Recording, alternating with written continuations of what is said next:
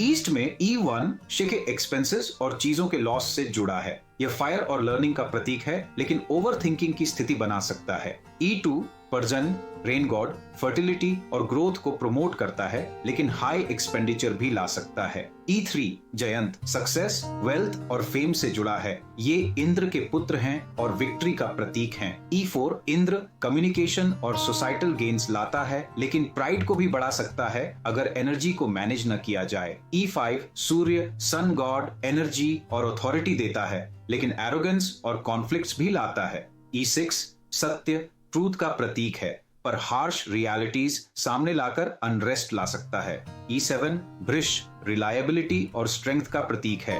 यदि इसे सही से मेंटेन किया जाए तो स्टेडीनेस देता है।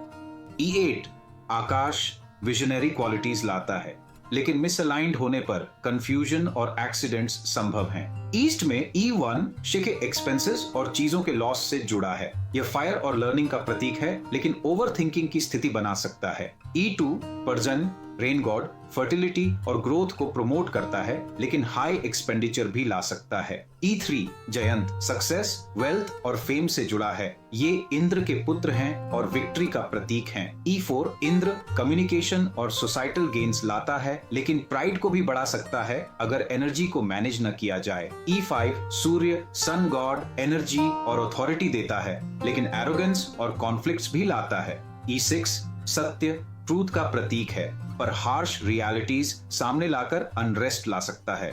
E7 वृष, रिलायबिलिटी और स्ट्रेंथ का प्रतीक है। यदि इसे सही से मेंटेन किया जाए तो स्टेडीनेस देता है।